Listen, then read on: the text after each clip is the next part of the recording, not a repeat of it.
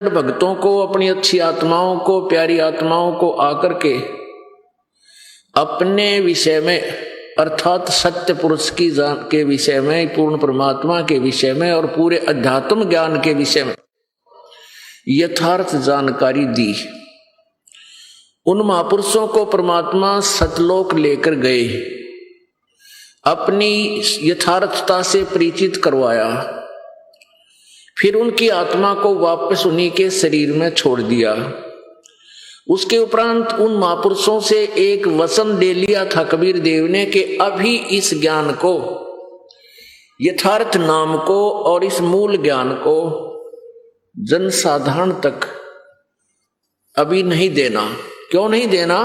कि ये नकली गुरु, नकली संत, नकली महर्षि इस ज्ञान से परिचित होकर के इस ज्ञान का ढंढोरा पीटना शुरू कर देंगे और इनके पास नाम नहीं होगा। जो वास्तविक मंत्र है, यदि उसका भी इनको पता चल गया तो ये नाम भी वही देने लग जाएंगे। तो इनके द्वारा दिए गए उन मंत्रों का लाभ प्राणी को नहीं होगा, क्योंकि ये अधिकारी नहीं है और अधिकारी के बिना वो मंत्र काम करे को नहीं।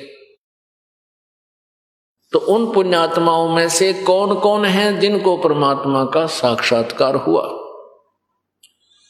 आदरणीय धर्मदास साहिब जी, आदरणीय मलुकदास साहिब जी, आदरणीय दादू दास साहिब जी, आदरणीय घीसा दास साहिब जी, आदरणीय नानक दास साहिब जी, आदरणीय गरीबदास साहिब जी, इतने महापुरुषों के बारे में इस दास को जानकारी है जिनको परमात्मा मिले और उनको यहां से उनकी आत्मा को लेकर के सतलोक गए, सचखंड गए और वहां यहां के पूरे ब्रह्मांडों का पूरी व्यवस्था जानकारी से परिचित कराया और फिर सतलोक लेकर गए जहां परमात्मा विराजमान थे और वहां से चलकर आए थे।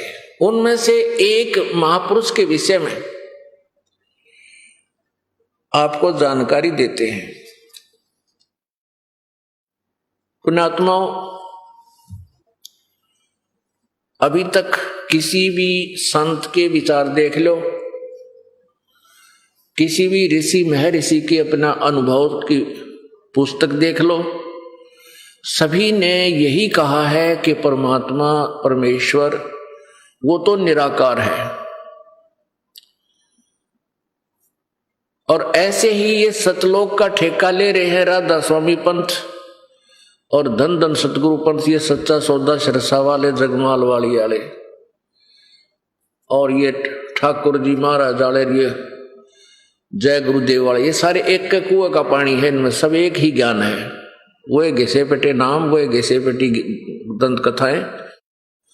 तो ये सभी कहते हैं कि परमात्मा निराकार है और सतलोक में सतपुरुष का केवल प्रकाश ही प्रकाश है और आत्मा सतलोक में सतपुरुष, निराकार सतपुरुष में ऐसे समा जाती है जैसे बूंद समुद्र में।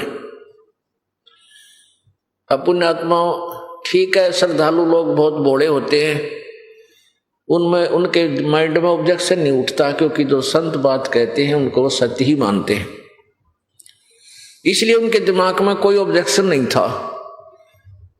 और जबकि एक बहुत ऑब्जेक्शन की बात है कि एक तरफ तो जैसे एक शब्द है, करने नो दीदार महल में प्यारा है, ये कबीर जी का शब्द है, कबीर जी की अमृतवाणी का ये एक शब्द है, और उस शब्द को लेकर के इन्होंने सतलोक के ठेकेदार बन गए। एक हल्दी की गांठ लेकर और पंसारी की दुकान की मोहर ला दी इन्होंने, और ये उस करने नो दीदार महल में प्यारा है उसको भी ना समझ सके।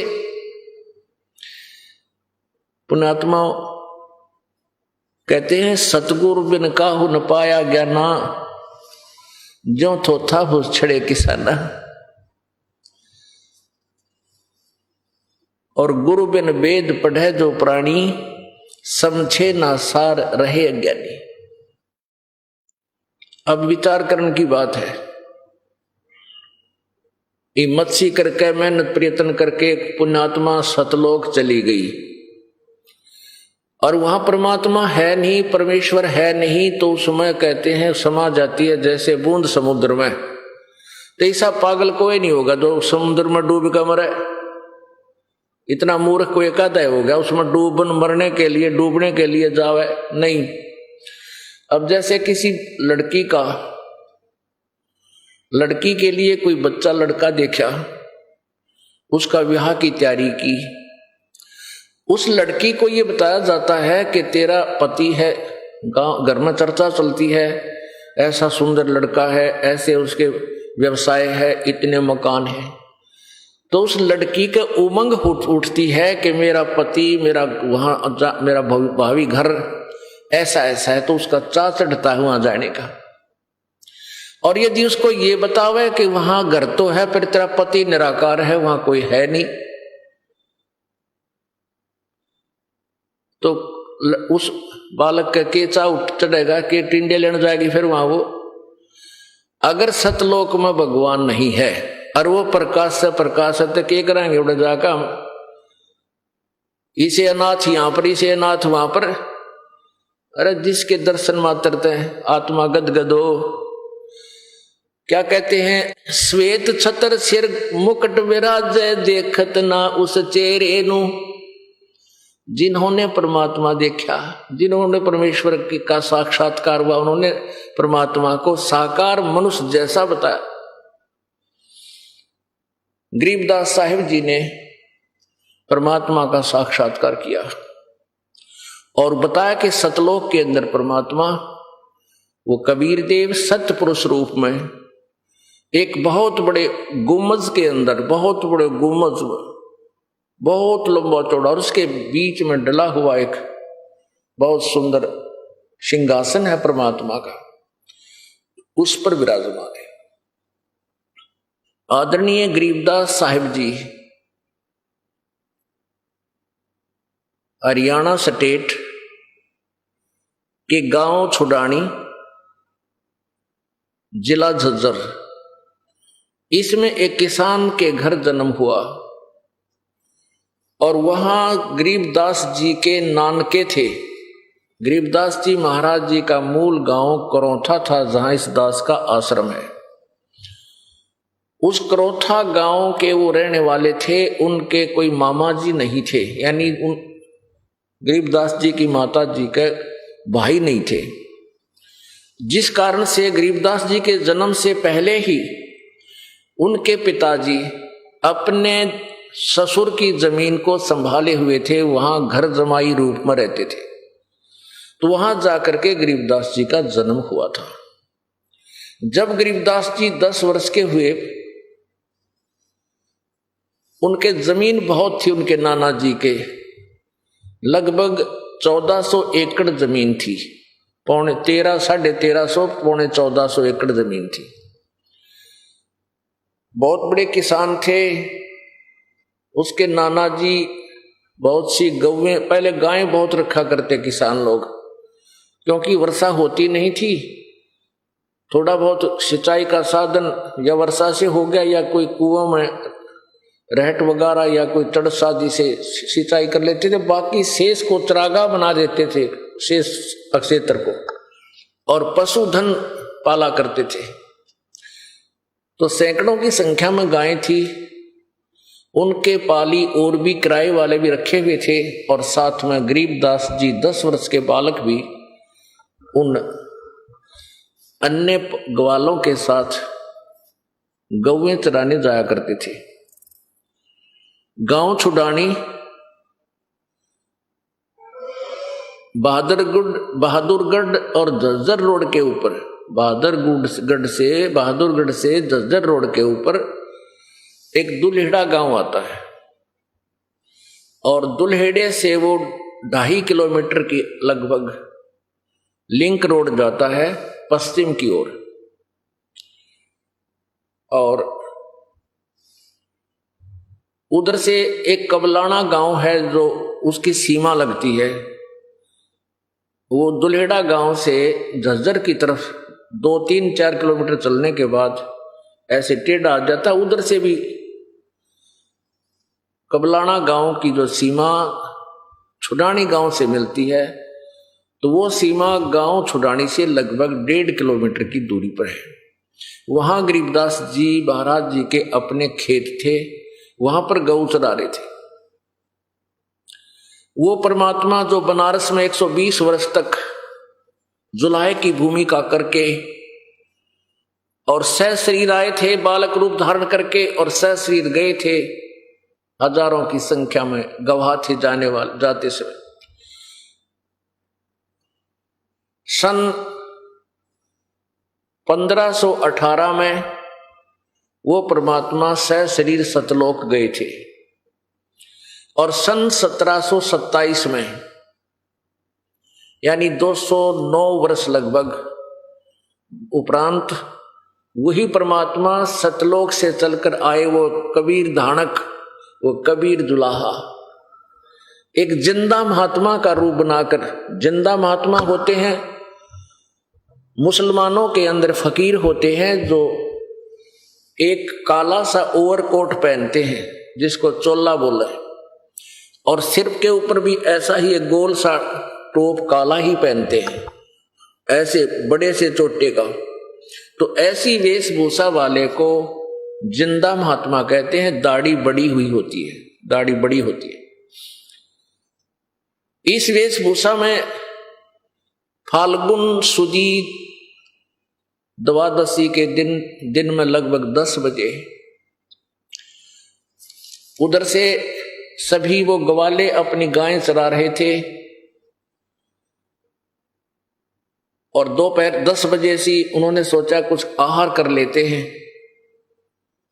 वो आहार कर रहे थे एक जंडी के पेड़ के नीचे बैठ कर। उधर से परमात्मा सतलोक से चलकर सशरीर अब नीचे आए, अपने वास्तविक शरीर से अन्य एक शरीर और धारण करते हैं, और उसको हल्के तेज पुंज का बनाकर नीचे आते हैं, क्योंकि उनके वास्तविक शरीर को चरम दृष्टि नहीं देख सकती। क्योंकि परमात्मा के एक रोमकूप में करोड़ सूर्य मिला दे, करोड़ चंद्रमा, दोनों की मिली जुली रोशनी भी धीमी है, फीकी है परमेश्वर सतपुरुष कबीर देव जी के एक रोमकूप की रोशनी की तुलना में। तो जिंदा महात्मा के रूप में वहां प्रकट हुए। एकदम जब उन सभी ग्वालों ने देखा, पाड़ियों ने देखा कि बाबा जी आ रहा है, रास्ते के ऊपर वो जंडी थी, छुडानी से कबलाना गांव को रास्ता जाता था पगडंडी। तो परमेश्वर ने आकर उनको नमस्कार बोला, राम राम कही। तो सभी ने राम राम कहा। उसमें अतिथि सत्कार बहुत होता था, सब ने मिलकर जो, क्योंकि गरीबदास जी 10 वर्ष के, कुछ 40 वर्ष के, कुछ 50 वर्ष के, कोई 20 वर्ष के, 5-10 और भी ग्वाले थे। उन्होंने कहा आओ बाबा जी खाना खाओ। परमात्मा ने कहा भी खाना तो मैं खाकर आया हूं। उन्होंने कहा जी 10 बजे हैं, इतना जल्दी खाना कहाँ खाकर आए होगे? उन्होंने कहा भी मैं खाना खाकर आया हूं। आपका गांव कितनी दूर है यहां से, क्या नाम है आपके गांव का? परमेश्वर ने कहा मेरा गांव सतलोक है और 16 शंख कोश की दूरी पर यहां से है। नेपालियों ने सोचा भी होगा कोई गांव सतलोक भी होगा कितना पृथ्वी पे, और 16 कोश बतावा है। पहले आपस में इतना जानकारी नहीं होती थी जैसे आजकल होगी। पहले तो पैदल जाया करते, कभी कभी सूत बैठा करता घर से रिश्तेदारी में जाने का, वो बात खत्म हुई। कहने लगे जी खाना तो खाना पड़ेगा आपने, हम अतिथि को बगैर खाना खाए नहीं जाने देते, हमें पाप लगेगा। परमेश्वर कबीर देव जी ने कहा कि अभी यदि तुमने खाना खिलवाना है, खाना खिलाना है, परमात्मा बोले भी खाना तो मैं खा कर आया हूं, अब ऐसे बगैर भूखे खाना कैसे खाऊंगा? तो बच्चे कहने लगे वो पाली के दूध तय पीना ही पड़ेगा आपने, दूध प्याए बिना तो हम जान कौन दे। एक विशेष प्यार में बोल रहे थे। तो परमात्मा बोले वह ठीक है, दूध पी लूंगा, पर दूध पीऊंगा कुंवारी गाय का। अब गरीबदास जी ने वो सभी पाली कहने लगे, बाबा जी तेरा दूध पीने की नीत को ना, मजाक करते हो हमारे साथ। कुंवारी गाय यानी बगैर बच्चा दिए ब्याई हुई, बगैर ब्याई दूध देगी कैसे? परमात्मा बोले वह दूध पीना तो पिलाओ। तब गरीबदास जी 10 वर्ष के बालक खड़े हुए, अपनी एक प्यारी सी उनकी बच्चिया थी, 1.5 वर्ष की, वो कुंवारी थी,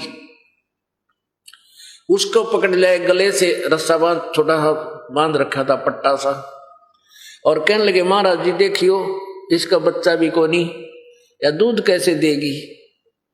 परमात्मा बोले ये पात्र जो है ना, क्योंकि वहां पाली अपना एक पात्र ले जाते थे दूध का, उसका लस्सी का, तो उन्होंने कहा ये पात्र साफ कर लो। वो पात्र साफ कर दिया, खूब अच्छी तरह मांझ धो दिया, और कहा कि इस बच्चिया के सतन लेवटी का नीचे रख दो, थना का नीचे कर लो। अब गरीबदास बालक थे न, बोले लो जी लो, यो कर दिया, देखो दूध तक को नहीं आया। जब परमात्मा कबीर जी ने उस कुंवारी बच्चिया के कमर पर थपकी मारी, लंबे लंबे थन हो गए सथन, और दूध की धार बंद गई चारों थनों में से। और जब वो 4-5 किलो 7 किलो का जो पात्र था वो भर गया, अपने आप बंद हो गया, और दूध बंद हो गया, लेकिन थन इतने लंबे लंबे थे जैसे ब्याई हुई गाय के होते। वो नो के नो रह गए कि गांव में चर्चा चल लगी कि देखो इन्हों सोचे बालक बका दिए किसी ने। अब गरीबदास जी ने वो दूध परमेश्वर को दे दिया। कबीर साहब जी ने वो आधा दूध पिया, और बाद में आधा कहा ले भाई बालको यो प्रसाद ले लो थोड़ा सा। अब वो जो बड़े व्यक्ति थे पाली, कोई 20 वर्ष का, कोई 30 वर्ष का, कोई 15 वर्ष का, कोई 40 वर्ष का, कोई 50 वर्ष के, वो कहने लगे आमना पीवा इस पाप दूध ने, तन से कुंवारी गां का दूध काट दिया, जादू जंत्र का हम नहीं पिया। वो तो उठ कर चले गए, डर से गए हुए। बाबा जी ने कि मैं जादू जंत्र जाना है, कहते तुम्हारे ना कर दे कि। अब गरीबदास जी कहने लगे लाओ महाराज जी मैंने दो, मुझे दो आपका दूध, आपका अमृत प्रसाद कब कब मिला? गरीबदास जी ने वो दूध पी लिया।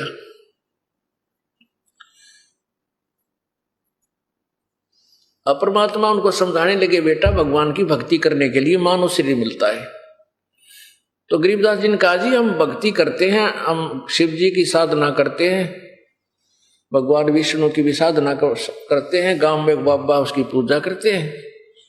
तो परमात्मा ने कहा बेटा ये साधनाएं इनकम्प्लीट हैं, ये मोक्षदायक नहीं है। परमेश्वर ने समझा कि कोट जन्म तन भर मत हो गए, कुछ ना हाथ लगा रे, कुकर सुकर खरबा बोरे कौआ हंस बगारे, कोटि जन्म तू राजा की न मिटी न मन की आशा, और भिक्षकों का दर दर घूमना मिला ना डर उदासा। कहने का भाव यह कि इसी आधार से बहुत कुछ ज्ञान समझाया। अब बालक गरीबदास जी ने कहा प्रभु जहां जाने के बाद कभी मृत्यु नहीं होती, और वहां से आप आए हो, कैसा है वो देश दाता? परमात्मा ने कहा वो भाई अमर लोक है, सत्यलोक है, वहां ऐसे ही व्यवस्था है, ऐसे ही प्राणी रहते हैं, वहां पर बाग बगीचे हैं, बहुत सुंदर आहार है, सुंदर स्वादिष्ट अमृत जल है, वहां कभी मृत्यु नहीं होती, बुढ़ापा नहीं आता, सदा युवा शरीर रहता है। अपन आत्मा हमें पता नहीं था इस वास्तविकता का कि सचमुच की तो और भी ऐसा ठिकाना जाने के बाद हमारे जन्म मृत्यु ना हुआ, तो हमारी रुचि नहीं थी। और इतना ठोक कर कम से कम 6 महापुरुषों ने आंखों देख कर आके बताया, और स्वयं परमेश्वर ने आकर के बताया, सब वेदों में सच पाया। तो ईब हमारा तो चाह सा चढ़ रहा है, ये परमात्मा कद यहां से पीछा छूटा, अपने सतलोक में जाओ। और एक स्थिति आप जी की भी ऐसी ही हो जाएगी, ज्ञान से इतनी प्रेरणा हो जाएगी और परमाणु से आपको 100% ये सिद्ध हो जाएगा कि सचमुच वो लोग ठीक है। तो जब हमें ये जच जाएगा कि वहां स्थान है एक ऐसा, और उसके जाने की विधि भी ऐसी है। सब संत प्रमाण देंगे, सब ग्रंथ प्रमाण देंगे कि इस साधना से, इस मंत्र के जाप से आपको सतलोक प्राप्ति होगी, यानी अमर, आपको मोक्ष प्राप्त होगा। तो फिर हम कति सरदड़ की बाजी ला जाएंगे उसको पाने के लिए, फिर यहां के लोग की इच्छा नहीं रहेगी बिल्कुल भी। ये तो बहुत गंदा लोग है।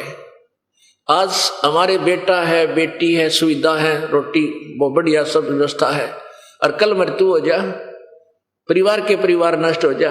पीछे ये मंगोलिया के देश, मंगोलिया देश का पूरा कैबिनेट नष्ट हो गया, 98वां आदमी, जिसमें राष्ट्रपति भी, कैबिनेट सत्र के मंत्री भी, कहां तो हवा में उड़ रहे थे, 2 सेकंड में उनकी राख बन गई। ऐसे गंदे लोग मेरा के उपलब्धि के बनना चाहते हैं हम, तो परमात्मा हमें याद दिलाते हैं कि वहां चलो जहां सर्व सुख है। तो गरीबदास जी के मन में इसी उमंग उठी, पैर पकड़ दिए, और परमात्मा आए इस उद्देश्य से थे कि इन प्यारी आत्माओं को मैं अपने गवाह बनाऊंगा। और वो गवाह बनाने थे इस भक्ति युग के लिए। उस समय उनको सत्य से परिचित कराया, सतलोक दिखाया, उन महापुरुषों को फिर वापस भेजा। उन्होंने अपनी आंखों देखा हाल उस परमेश्वर का, अपनी अमृत वाणियों में लिखा।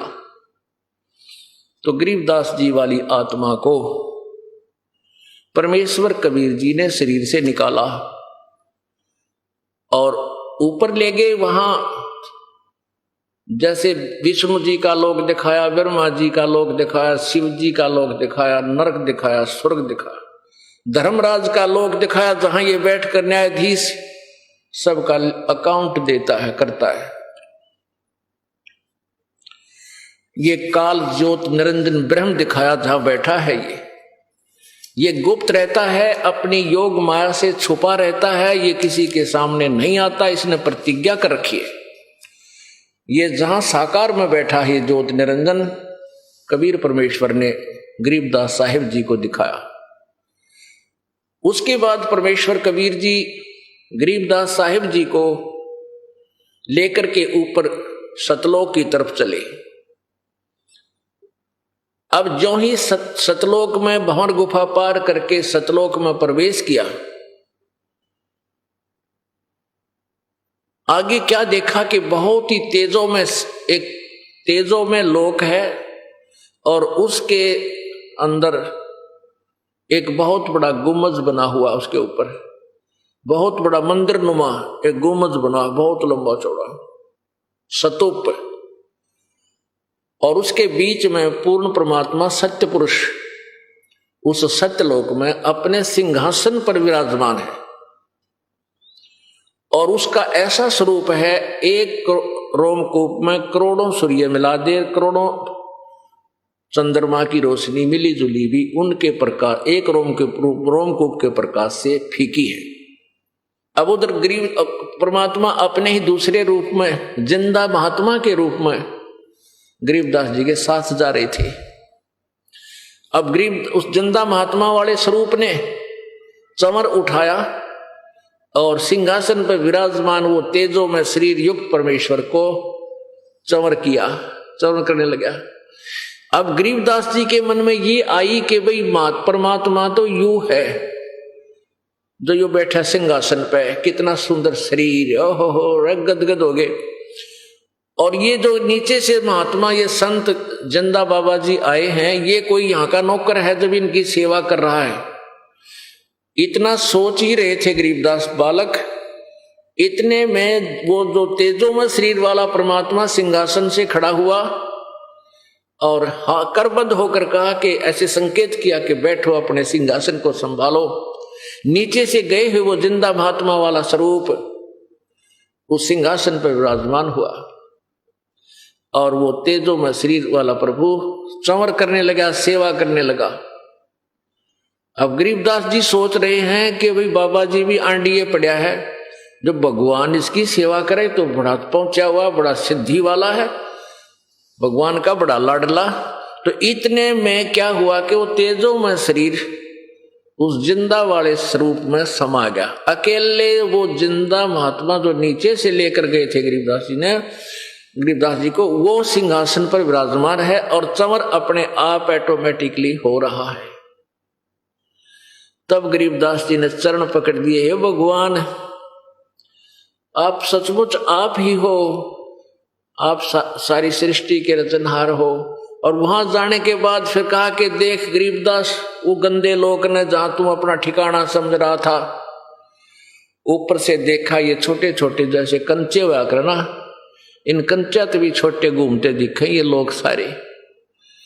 और वहां सतलोक देखो, भगवान इतना लंबा चौड़ा, वहां सदाबहार वृक्ष हैं, फलदार वृक्ष, लदपद पेड़ लगे रहते हैं वहां फल।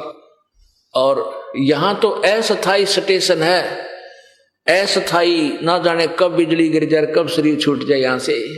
और वहां सदा स्थायी, कभी मृत्यु नहीं होती। इस सारे ज्ञान से परिचित होकर के, फिर सृष्टि रचना से परिचित होकर के गरीबदास जी रोने लगे बैठ कर। बालक कहने लगे, भगवान मुझे वापस ना भेजो, मुझे यहीं रख लो मेरे प्रभु, वहां ना भेजो, तो बहुत निकम्मा लोग से, और वहां तो मृत्यु होगी, अवश्य होगी, और भगवान यहां रख लो मुझे। परमात्मा बोले, भाई ऐसे नहीं रख सकते, आप नीचे जाओ और जो मंत्र मैंने आपको बताया इसकी साधना करो, और फिर तुझे मैं सतनाम दूंगा, फिर आकर के सार नाम दूंगा, सार शब्द की प्राप्ति करा के बेटा तुझे वापस लाऊंगा। ऐसे लाऊंगा तो मेरा वचन खंड होता है, भंग होता है, और मैं तेरे साथ रहूंगा गरीबदास, तू जा बेटा वापस और चला जा, नहीं तेरे शरीर को फूकने वाले हैं। अब क्या हुआ कि उधर जब देखा 2 घंटे 3 घंटे हो गए, 12-1 बज गया, वो पाली दूर चले गए। उन पालियों ने देखा कि भाई वो छोरी का छोरा, यानी वो लड़की का लड़का भांजा कहाँ गया, वो क्योंकि वो दूर चले गए थे, लंबे चौड़ा चर्चा गौओं को भी दूर ले गए उधर, कि उसको लाओ बुला के, उसका गऊ घेरने का नंबर आ गया। वो पारी ला करते अपनी अपनी 2 घंटे तेरी, 2 घंटे तेरी, 2 घंटे तेरी गऊ घेरने की। उसको ढूंढने लगे तो कहने लगे, रहो बाबा जी दौरे बैठा था, पता तो करो। वहां एक वहां आया और गरीबदास जी का शरीर ऐसे बैठा आसन पदम पे, मतलब जैसे आराम से बैठ जाते आलती फालती लाके, और शरीर में आत्मा थी नहीं। आवाज लगाता हुआ वो पाली गवाला आ रहा है, कह रहा गरीबू, गरीबदास जी को गरीबू नाम था, गरीबू का अर्थ है गांव में। अरे गरीबू आजा, तेरा नंबर आ गया गाय घेरन का,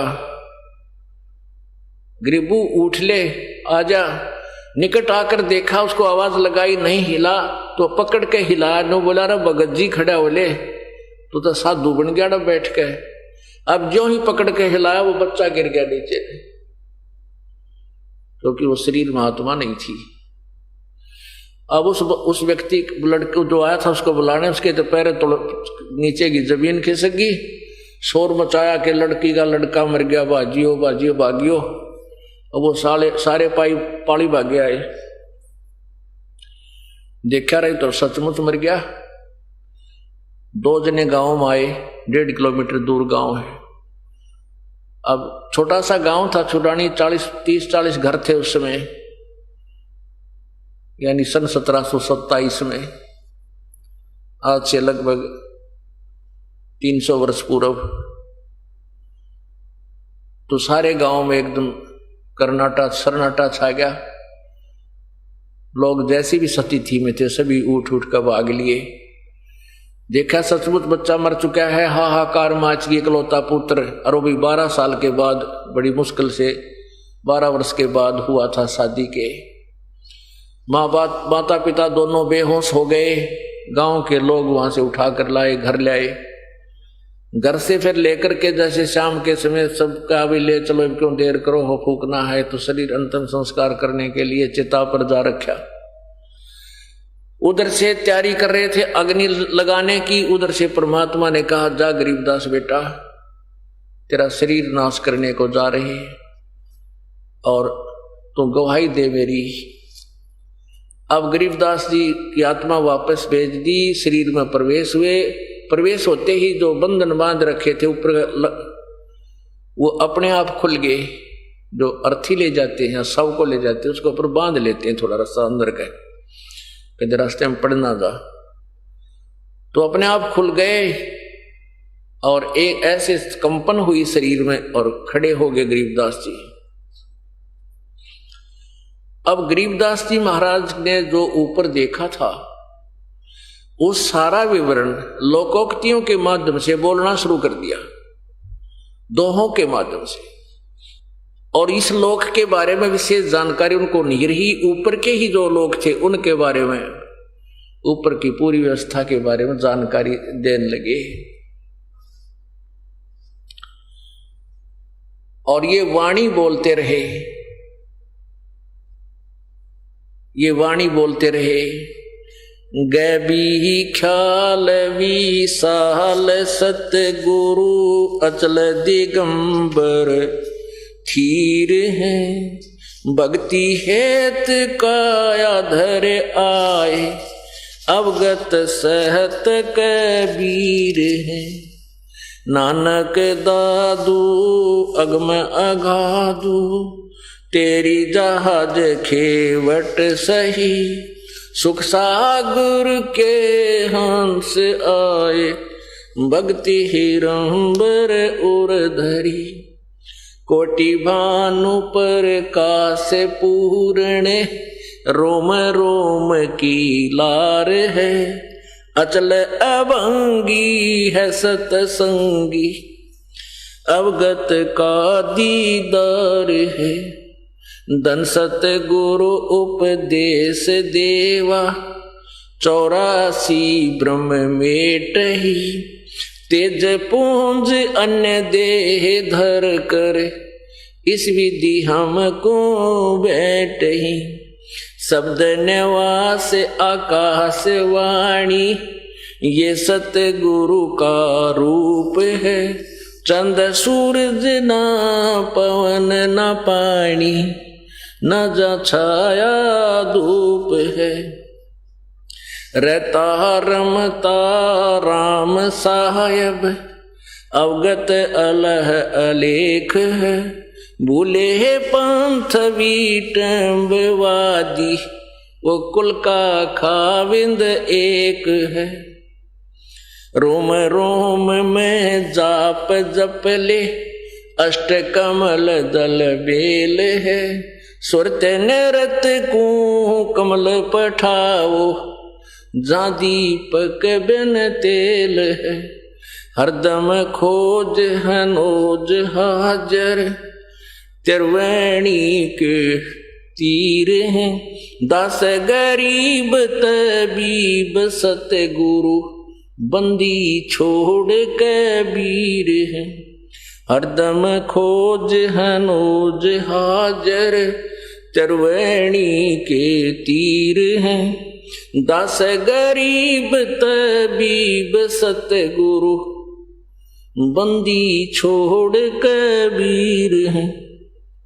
अब ये वाणी बोलते उठ कर चल पड़े और सारा दिन यह वाणी बोले। कोई बात करे उस तभी वाणी में समझावे। तो गांव वाला ने सोचा कि लड़की का लड़का मेंटल हो गया। उनको सारी कहानी का पता लग गया था कि एक बाबा जी था, उसने ऐसे कुंवारी गाय का दूध निकाला, वो पाड़ी बता रहे थे, ग्वाले बता रहे थे, और हमने तो पिया नहीं, इस बालक ने पी लिया और जिस कारण से यूं मर गया। तो गांव वाला ने सोचा, हे भगवान कोई बात ना, लड़की का इकलौता पुत्र था, ये परमात्मा बड़ी दया करी, आपने जीवित तो कर दिया, कोई बात नहीं, होता गया पागल, मेंटल है तो, और कोई, हे भगवान ये लड़की अपना टाइम पास कर लेगी, जिसा बांगा बौड़ा बेटा इसके सारे या जीवित रह जाएगी। ये सोचकर सभी ने संतुष्टि पाई। अब लंबा ना करके के थोड़ा सा बताऊंगा। 3 वर्ष के बाद एक गोपाल दास नाम का एक दादू पंथी संत आ गया जो सन्यासी बन रहा था, घर छोड़ दिया था, बालक बच्चे ब्याह शादी कर दी थी, तो सन्यासी आश्रम में चल रहा था वो। और वो दादू साहेब जी का शिष्य था। दादू साहेब जी की परंपरा में उनका शिष्य था। दादू जी थोड़ा पहले हो लिए थे, जैसे हम कबीर पंथी हैं, कुछ गरीबदास जी के अनुयायी हैं, ऐसे वो दादू साहेब जी के पंथ में से उपदेशी था। और उसको संतों की वाणी का ज्ञान था। वो छुडानी गांव में आ गया, जिसके घर वो रुका था आकर के साधु संत, उसने जिक्र कर दिया कि हमारे चौधरी साहब का दोता ऐसे ऐसे किसी संत ने जादू जंत्र करके दूध काट दिया कवारी गाय का, उसने छोरे ने पी लिया, लड़के ने, वो मेंटल हो रहा है और संतों की विद्या को संत काट सके, आप दया कर दो, उस लड़के का कुछ इलाज कर दो। तो गोपाल दास जी ने कहा कि बुला लो, देख लेता हूं। अब वो गया, वो व्यक्ति जाकर के उस शिवलाल नाम था उनका, शिवलाल, गरीबदास जी के नाना जी का, उनसे जिक्र किया। 5-7 व्यक्ति और समझदार से साथ हो लिए और गरीबदास जी को साथ ले आए। बालक को 13 वर्ष का बालक था। तो गोपाल दास जी ने गरीबदास बालक से पूछा कि बेटा तुझे कौन मिला था, कौन था वो जिसने तेरा जीवन बर्बाद कर दिया। अब गरीबदास जी कहते हैं, अलल पंख अनुरागे है सुन मंडल रे थीर, दास गरीब उधार दिया मोए सतगुरु मिले कबीर। हम सुल्तानी नानक तारे दादो को उपदेश दिया, जात जुलाहा भेद न पाया वो काशी माहे कबीर हुआ। ये बाणी बोलन लागे। अब वो 65-60 साल का बुढ़ा और 13 साल के बालक के मुंह का नहीं देखा वो संत ने बोला, रे गांव वाले हो, तुम इसने पागल कह रहे हो, पागल तो तुम हो भाई, ये तो ऐसी अमृतवाणी बोल रहा है, कलेजे ने पकड़ा है मेरे ने, क्योंकि मैं इस वाणी से परिचित हूं। जब ये कहा कि हम सुल्तानी नानक तारे, यानी मेरा उद्धार किया। इब्राहिम सुल्तान अधम मुसलमान बादशाह था, बल्ख बुखारे का, जो ईरान देश में है, इराक में है, उसको पार किया। हम सुल्तानी नानक तारे, दादू नानक साहब जी को बेई नदी पे यही जिंदा महात्मा परमेश्वर कबीर जी मिले थे और उनको सचखंड लेकर गए थे। एक दरिया में डूब जाने का बहाना करके सह शरीर सतलोक उनकी आत्मा को सचखंड दिखाया। ऐसे ही प्रक्रिया जैसे गरीबदास जी के साथ हुई थी। उसके बाद तीसरे दिन जब नानक साहब आए तो उन्होंने त्याग दी थी वह नकली नौकरी और चल पड़े थे परमेश्वर की खोज में, क्योंकि कबीर परमेश्वर समकालीन थे नानक साहब जी के। और कहा था जब सतलोक में जाने की लंबी कहानी फिर बताएंगे कभी। तो क्या बताया गरीबदास जी ने, हम सुल्तानी नानक तारे और दादू को उपदेश दिया, जिसका तू अनुयायी है उसको भी कबीर परमात्मा मिले थे। अब दादू पंथी ये मानते हैं कि बूढ़ा बाबा आकर मिले थे और दादू साहब ने अपने ग्रंथ में लिख रहा क्या है कि हम जिन मुझको निज निज नाम दिया सोए सतगुर हमार, दादू दूसरा कोई नहीं यो कबीर सृजनहार। तो अपने सदग्रंथों से सभी अनुयायी उनके अनुयायी अपरिचित हैं। तो हम सुल्तानी नानक तारे दादू को उपदेश दिया, वो जात दुलाहा भेद नहीं पाया, वो काशी माए कबीर हुआ। तो काफी देर बहुत कुछ परमात्मा ने ऊपर के विषय बहुत कुछ वाणी बोली। हम देखा सो साच है और सकल प्रपंच। तो उस दादू पंथी गोपाल दास जी ने चरण पकड़ दिए, छोटे से बालक के पैरों में माथा टेक दिया और कहने लगा, महाराज जी यह वाणी लिखवा दो, इस कलयुग में ना जाने कितने जीवों का उद्धार होगा। अब गरीबदास बालक आगे आगे, वो 60 साल का महात्मा पाछा पाछा करबद्ध हो गए। अब गांव वाला ने सोचा ये 60 साल का बुढ़ा और पागल हो गया, मारे वाले बावड़िया गेला बावड़ा हो गया। बावड़िया क्या करते परमात्मा को, बावड़ा गरीबदास जी को, इसकी और अक्कल मारी गई। तो तीसरे दिन जाकर के गरीबदास जी ने कहा कि महाराज जी के गोपाल दास, यदि तू मेरा सारा ज्ञान लिखे तो मैं लिखवाऊं, बीच में छोड़ कर जाता मैं बोलूं को ना। तो गोपाल दास कहने लगा, महाराज जी मैंने तो घर त्याग रखा है और जीवन ही मालिक के नाम पर लगा रखा है, आप आदेश दो। तो गरीबदास जी का एक बेरी का बाग था, बेरी का, उसमें एक जंडी का पेड़ था बहुत छायादार, उसमें बैठ गए, सुबह बैठ जाए दोनों। गरीबदास जी बोलता था और वो गोपाल दास लिखा करते थे। वो वाणी लिपिबद्ध की गई, वो अमर वाणी आज हमें गवाही दे रही है। वो एफिडेविट बना गया गरीबदास जी के, मुझे धानक, वो काशी वाला धानक जुलाहा वो परमात्मा है, पूर्ण ब्रह्म है, और वो ही मुझे आकर छुड़ानी में मिला था। उसके विषय में क्या बताते हैं गरीबदास जी ने अपनी वाणी में लिखा है, मैं तो दे दी है बालम याने नू, मैं तो दे दी है बालम याने नू, मैं तो दे दी है बालम याने नू, मैं तो दे दी है बालम याने नू। इस मन को आत्मा धिक्कार रही है। ये मन काल का एजेंट है, आत्मा परमात्मा की प्यारी आत्मा है, यानी प्यारा अंश है। और इस काल ने हमें गुमराह करने के लिए, भ्रमित करने के लिए, हमारी बिरानवाटी करवाने के लिए इस काल ने मन गेला सेट कर दिया। गाय के साथ में गधा बांध दिया। गाय और गधे का आपस में स्वभाव मिला नहीं, नेचर मिला नहीं। गाय का आहार कुछ है, गधे का कुछ है। तो ये मन रूपी गधा यो खावा बकवाद, सांग, सिनेमा, नाच गाने, शराब, मांस, सुल्फा, फुर्र, इस नतीजे चाहिए गुट्टी लानी। और आत्मा को चाहिए परमात्मा की कथा, भगवान की चर्चा, इसको बहुत प्यारी लगती है। तो इस मन को यदि कोई कहे चलो सत्संग में नहीं चलता, और कोई न कोई तो चाल उड़ा सांग देखने चलेंगे, रात में फद्दड़ फद्दड़ पैदल जाया करते हमारे पुराने समय की बातें। दिन में धंधा करते, खेती का काम करते थे, घर के छोटे छोटे काम, और फिर रात में सांग देखने जाते हैं, और भी जो नरे अंडते धक्के खाते। और यहाँ ये मन न कह दे चल सत्संग में चलेंगे, पर वाले अमृत प्रसन्न लाग रहा नो, फिर देखोगे टाइम कोई ना, और कल न टिकट कट जाए, फिर टाइम की जागा हो। तो इस मन को कह रही है आत्मा, धिक्कार रही है कि मेरे को तो इसके साथ बांध दिया। मत दे दी है बालम याने नू, मत तो दे दी है बालम याने नू, मत तो।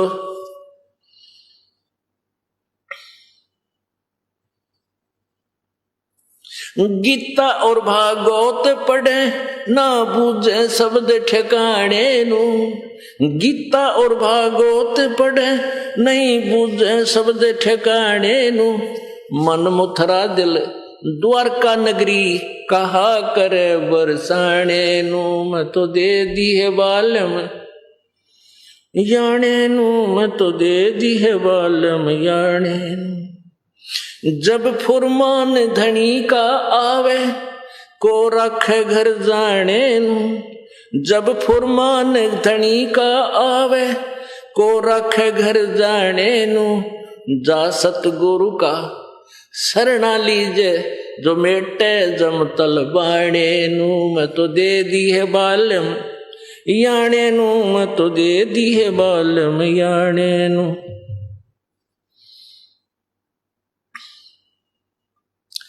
उत्तर दक्षिण पूरब पश्चिम ये फिरदा दाने दाने नू, उत्तर दक्षिण पूरब पश्चिम ये फिरदा दाने दाने नू। ये सर्व कला सतगुरु साहेब की हरि आए हरियाणे नू, मैं तो दे दी है बालम याने नू, मैं तो दे दी है बालम याने नू, मैं तो दे दी।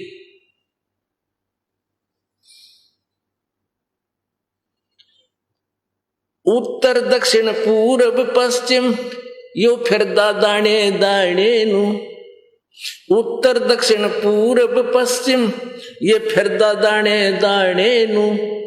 ये सर्व कला सतगुरु साहेब की हरि आए हरियाणे नू मैं तो दे दिए बालम, याणे नू मैं तो दे दिए बालम याणे।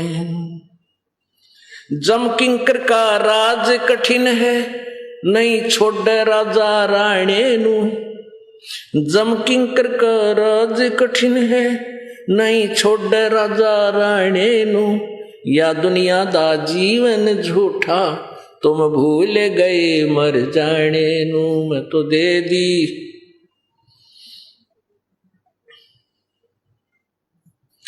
मैं तो दे दी है बालम याणे नू। मैं तो दे दी है बालम याणे नू। मैं तो दे दी।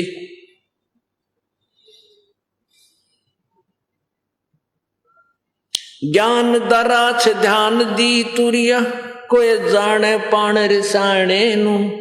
महल कपाट सतगुरु ने खोले, अमी महारस खाणे नू। मैं तो दे दी है बालम याणे नू। मैं तो दे दी है बालम याणे नू। महल कपाट सतगुरु ने खोले, अमी महारस खाणे नू।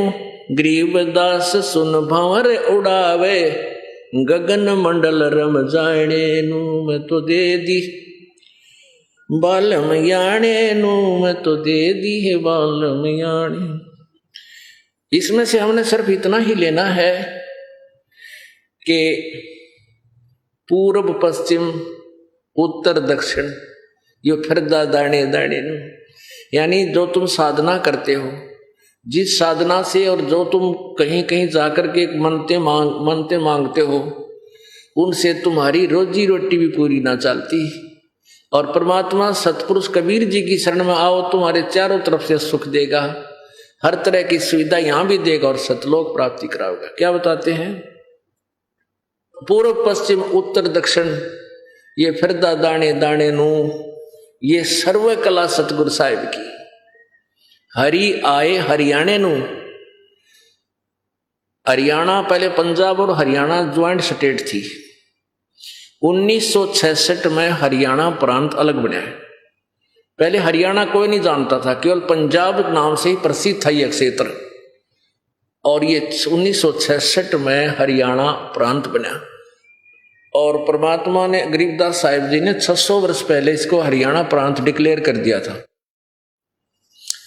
इस क्षेत्र को हरियाणा डिक्लेयर कर दिया था कि सर्व कला सतगुरु साहिब की। वो हरि आए हरियाणे नो, वो पूर्ण परमात्मा यहां हरियाणे में आए। वो कबीर परमेश्वर यहां आए। इस तरह के और बहुत भी अच्छे इसमें ज्ञान दिया। तो कहने का भाव ये है पुण्यात्माओं, हमने देखो सभी आत्माएं सभी धर्मों की परमात्मा की ही खोज में है, और आज तक ये क्लियर नहीं कर सके वो परमात्मा सै किसा। नानक साहिब जी की वाणी में, नानक साहिब जी पहले हिंदू धर्म में जन्मे थे। इनके पूज्य पिताजी का नाम कालू राम मेहता, ये खत्री थे, अरोड़ा उस कौम में थे। तो उसमें इनको एक ब्रजलाल नाम के पांडा गीता पढ़ाया करता। तो उस आधार से इन्होंने जैसा भी उसको ज्ञान दिया है, तो ब्रजलाल पांडे जी से ज्ञान ग्रहण करके, जैसे भी उसको हिंदू समाज के सिद्धांत का पता था कि परमात्मा निराकार है। तो नानक साहिब जी पिछले संस्कारी हंस थे।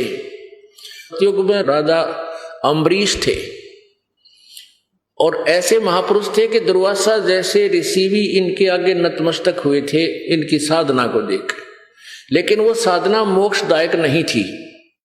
फिर स्वर्ग गए, स्वर्ग से फिर वापस आए। फिर त्रेता युग में राजा जनक यही आत्मा हुई जो सीता जी के मुंह बोले पिताजी थे। और फिर ये स्वर्ग गए, स्वर्ग के बाद फिर वापस अपने पुनः क्षीण करके इस पंजाब प्रांत में, जो अब पाकिस्तान के अंदर है वो क्षेत्र, पाकिस्तान तक भी पंजाब था ये सारा। तो वहां एक कालूराम मेहता खत्री के अरोड़ा के घर में इनका जन्म हुआ। तो ये अपने बहन जानकी के वहां सुल्तानपुर शहर में एक नवाब के यहाँ मोदी खाने की नौकरी किया करते थे नानक साहब जी। बेई नदी पर स्नान करने जाया करते थे, वहां परमात्मा मिले थे। तो कहने का भाव यह है कि गरीबदास जी ने कहा था हरि आए हरियाणे नू। अब हमने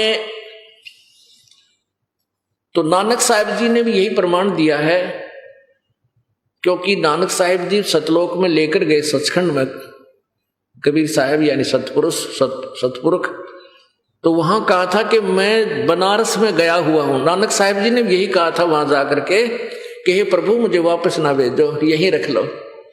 तब परमेश्वर ने कहा था जाओ प्यारी आत्मा, तुम्हारी भक्ति पूरी नहीं है, तुम साधना करो, मैं तुम्हारे साथ रहूंगा और अभी तुम्हारे से बहुत काम करवाना है। आप क्योंकि मालिक को पता था कि ये सच्चाई, नीचे इनको छोड़ूंगा ये सच्चाई का डंडोरा पीटेंगे। वापस जब उनको भेजा तो वहीं से कबीर साहब की तलाश में, उस परमेश्वर की तलाश में कि परमात्मा ने कहा कि मैं दानक रूप में, जुलाहे रूप में बनारस के अंदर प्रकट हूं, वहां अपना ज्ञान प्रचार कर रहा हूं, आप वहां आओ, वहां तुम्हें सतनाम दूंगा। तो वहां से चले थे, सतलोक से वापस आए, आते ही नौकरी त्याग कर और बनारस की पहली उदासी बनारस की तरफ चल पड़े। रास्ते में भी लोगों से चर्चा करते जाते थे कि कोई इस ज्ञान से परिचित हो, लेकिन कोई नहीं मिला। बनारस में जाकर देखा कि वो एक दानक रूप में बैठे कपड़ा बुने परमात्मा, वही जो जिंदा महात्मा के रूप में आए थे, सतलोक में लेकर गए थे।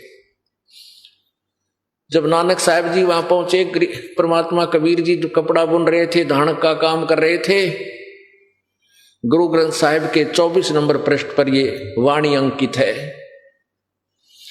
जब वहां देखा कि ये वो परमात्मा जो मुझे बेई नदी से सचखंड लेकर गया था, हो कहा था कि फाई सूरत मुल्क की वेश, ए ठगवाड़ा ठगी देश, खरा सियाणा बहुता बार, धानक रूप रहा करतार। लोगों ये धानक, ये बैठा भगवान, ये अब जिसने लाल पाजा, लाल की परख हो, गद गद हो जाता है, उठा लेता है, लुको लेता है, छुपा लेता है, गुण गाता है, मैं तो भाई असली वस्तु मिल गई। लेकिन वहां के जुलाहे लोग कहने लगे ये पंजाब से आया हुआ व्यक्ति भी पागल हो गया, इसने भगवान बताया है इस नीरू के बालक ने। लेकिन वो तो जोरी हो चुके थे, आंखों देख रहे थे, वो क्यों कर मानने उन जुलाहों की बात ने 100 बार कहा कि ए ठगवाड़ा ठगी देश। अरे ये आपको ये पूर्ण परमात्मा है, ये छुपाए बैठा अपने आप को, ये मालिक है। तो परमात्मा ने उनको सतनाम दिया था और कहा था प्यारी आत्मा अभी मेरा भेद ना खोला, तुम अभी जिक्र ना करो, ये प्रचार करो। तो 12 वर्ष तक नानक साहब जी ने देश विदेश में जाकर सतपुरुष की महिमा का वर्णन किया। फिर परमात्मा मिले, प्रगट हुए जाकर के, कहा प्यारी आत्मा अब तू बैठा आराम से, ये ना माने ये तो नालायक हो लिए। तो 16 वर्ष तक अपने घर गांव में जाकर के खेती भी की, साधना भी की और मोक्ष प्राप्त किया नानक साहब ने। तो क्या बताते हैं गरीबदास जी ने, फिर वो सच्ची कहानी बताई कि झांकी वे कबीर की नानक की वाह। अब नानक साहब ने जब परमात्मा का झांकी माने नजारा सतलोक में कबीर जी को देखा, तब कहा था वाहे गुरु वाहे गुरु, वो यो है गुरु, ये है वो पूर्ण परमात्मा। और सतनाम मिला रोग कटे ना तो जीवन मृत्यु न सदा रहेंगे। सतनाम श्री वाहे गुरु, सतनाम श्री वाहे गुरु। अब वो तो सतनाम इसलिए कहा था कबीर साहब ने कि इसके वास्तविक ज्ञान नाम को नहीं बताना किसी को, और ना ही किसी को मंत्र देना ये सतनाम का। यदि इसका भी हमने भेद खोल दिया तो ये अब है, ये भक्ति का काल आ गया, जो भक्ति समय आ गया। अब ये पिछली पीढ़ी आ गई। धर्मदास जी को भी परमात्मा से लेकर गए थे सतलोक के अंदर, फिर वापस छोड़ा था। जब धर्मदास ने चरण पकड़ लिए थे, परमात्मा मैंने वापस ना भेजो, उनको भी यही स्टेटमेंट दी थी परमात्मा ने कि तुम जाओ वापस, भक्ति करो, मैं तुम्हारे संग रहूंगा, लेकिन मेरे गवाह बनो। तो ये एफिडेविट लिख गए वो परमात्मा की प्यारी आत्मा के, कबीर धानक काशी वाला ये पूर्ण परमात्मा है। और यही अब वेद बता रहे हैं कि वो पूर्ण ब्रह्म सतपुरुष सतलोक में रहने वाला वो कबीर है। तो क्या कहा था गरीबदास जी ने कि झांकी वे कबीर की नानक की वाह। युवा सिखा के गल पड़ी कौन छुटावे था कि अब ये सिख लोग क्या करते हैं कि वाहिगुरु वाहिगुरु वाहिगुरु बस ये मंत्र है, ये जाप करो वाहिगुरु वाहिगुरु वाहिगुरु। अब एक रोहतक के अंदर ये दास का जन्म रोहतक जिले में हुआ था। पहले ये दास नौकरी करता था, ज्ञान से परिचित हुआ तो वहां एक भक्त है हमारा, रेलवे रोड पर उसकी दुकान थी, मैं वहां बैठा, पहले नाम ले रखा था, उपदेश देने का आदेश अभी तभी तक नहीं था, तो बैठ के ज्ञान चर्चा करते थे, सुनाते थे औरों को। एक खरेतीलाल अरोड़ा 65-70 साल का बूढ़ा वहां आ गया उस बारे भगत के पास जहां ये दास बैठता था। तो उस भगत ने कहा कि ये गुरुद्वारे में सेवा करा करता ये खरेतीलाल अरोड़ा ये भगत, और इनसे चर्चा करो। तो मैंने उनसे कहा कि आपको पता आप कौन सा नाम जाप करते हो? वो कहने लगा मैंने 40 वर्ष तक गुरुद्वारे की सेवा की है यहाँ रोहतक में, और मैं खूब गुरु ग्रंथ साहिब की वाणी से परिचित हूं। मैंने कहा तुम क्या नाम जाप करते हो? वो कहने लगे वाहिगुरु वाहिगुरु। मैंने उनसे कहा कि ये नाम तो नानक साहब नहीं जपते थे, नानक साहब जी तो ये नाम जपते थे, ये 2 मंत्र का अक्षर है सतनाम। एक प्राण संगली में दिखाया मैंने, प्राण संगली के अंदर लिखा हुआ है। तो वो खरेतीलाल अरोड़ा कहता है ये हमने नहीं जपना, ये साढ़े गुरुआ ने जपना सी। मैं बोला भले आदमी, इब गुरु जी के पेट में दर्द हो और फिर चेले को जा, गुरु जी ने जो दवाई खाई जिससे उसको आराम हुआ तो चेले ने भी वाई टैबलेट लेनी पड़ेगी। तो बोला नहीं आपको नहीं मालूम, नौका घर उठ के चलेगा। और कारण क्या था? परमात्मा ने प्रतिज्ञा दिवा रखी थी कि नानक साहब जी को कि ये सतनाम किसी को बताना नहीं, और ना ही किसी को जाप के लिए देना, जाप के लिए तो देना ही नहीं है इसको। एक ये प्रमाण आपको दिखाते हैं,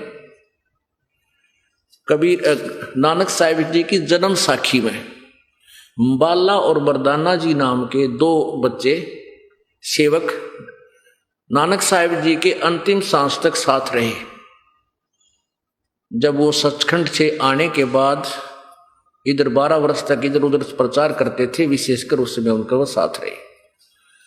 तो इसमें जन्म साखी में लिखा है कि एक बार उन मर्दाना ने कहा कि भगवान हमने समुद्र तो देखा पर लंका ना देखी, अपने लंका दिखाओ जहां रामचंद्र जी ने चढ़ाई करी थी। तो नानक साहब जी ने कहा आंखें बंद करो, दोनों आंखें बंद करी, कहा आंखें खोलो, तो समुद्र के किनारे खड़े थे। नानक साहब ने कहा कि तुम मेरे पीछे पीछे आ जाओ समुद्र के ऊपर और वाहेगुरु वाहेगुरु बोलते रहो। तो वो दोनों वाहेगुरु वाहेगुरु करते हुए जाप करते हुए चल पड़े, और नानक जी सतनाम का जाप मौखिक उच्चारण कर रहे थे जानबूझकर कि आने वाले समय में इस पर बैन लगा दूं मैं। तो मर्दाना भी वो जो सतनाम जाप कर रहे थे नानक साहब वो जाप करने लगे। तो पहले तो चल रहे थे जमीन की तरह समुद्र पर, फिर वो उसका वहां डूबने लग गया, मर्दाना गोते खान लगा।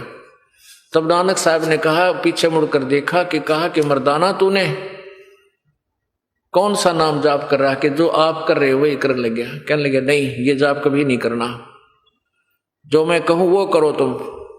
अब प्रमाण दिखाते हैं आपको।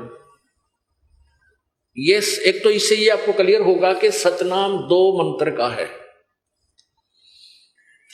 ये देखिएगा जन्म साखी, सब तो वड्डी भाई बाले वाली जन्म साखी,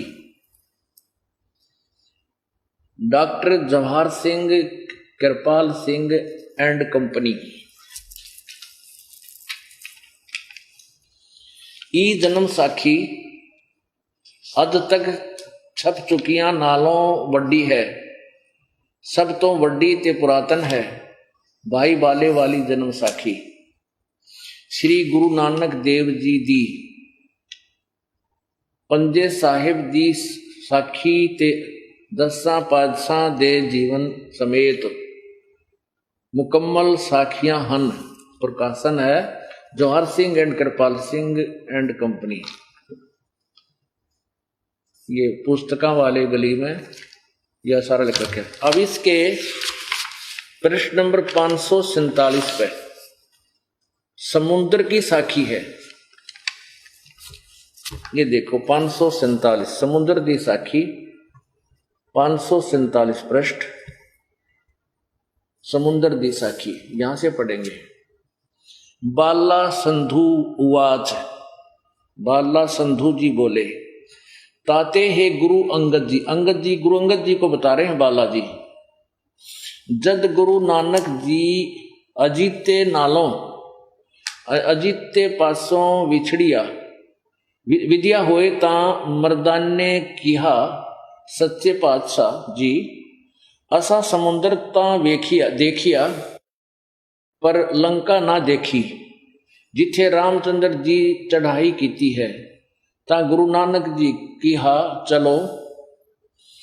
भाई बाले ते मर्दाना तुहानू रंज नहीं करना आखी मीटो, आंखें बंद करो।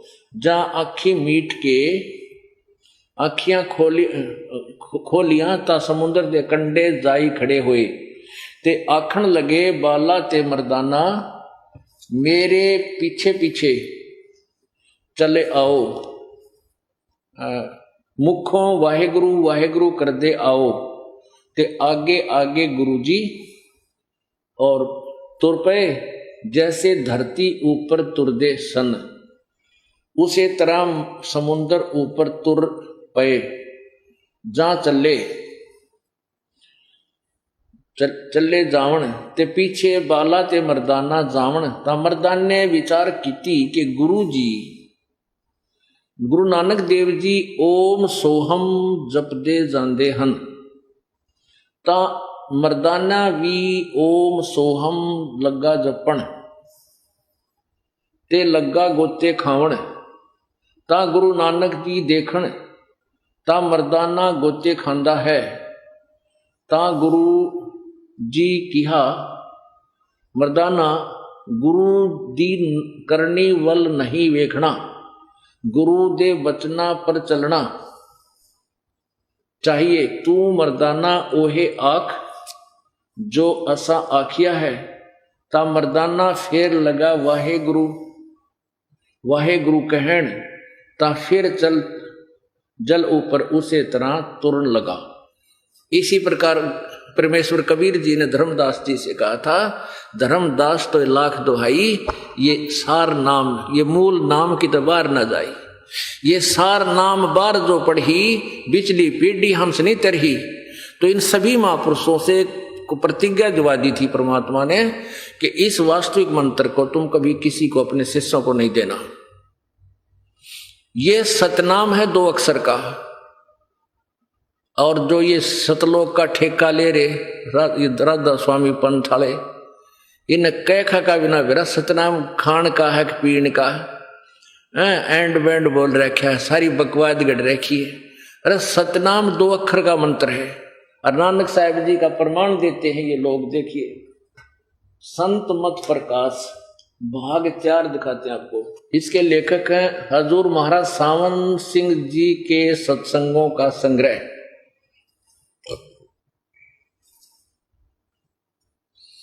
राधा स्वामी सत्संग व्यास,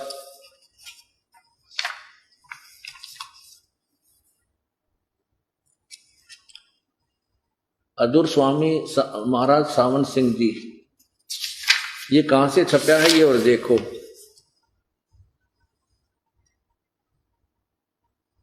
प्रकाशक है सेवा सिंह, सेक्रेटरी राधा स्वामी सत्संग व्यास, डेरा बाबा जयमल सिंह, जिला अमृतसर। मुद्रक है Sartaj printing press, Tanda road, Joshi station, state Jalandhar.